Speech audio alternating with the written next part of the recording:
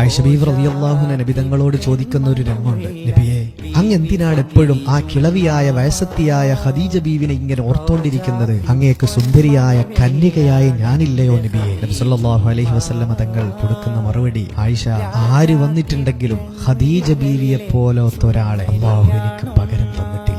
അത്രമേൽ പ്രിയപ്പെട്ട ആളുകൾക്ക് പകരമാകാൻ ജീവിതത്തിലേക്ക് ആര് വന്നാലും സാധ്യമല്ല. 25ാമത്തെ വയസ്സിൽ നബിതങ്ങൾ കല്യാണം കഴിക്കുമ്പോൾ ഖദീജ ബീവിക്ക് വയസ്സ് 40. നബിതങ്ങളെക്കാൾ 15 വയസ്സ് കൂടുതലാണ്. മാത്രമല്ല 2 ഭർത്താക്കന്മാര് ബീവിയുടേത് മരണപ്പെട്ടു പോയിട്ടുണ്ട്.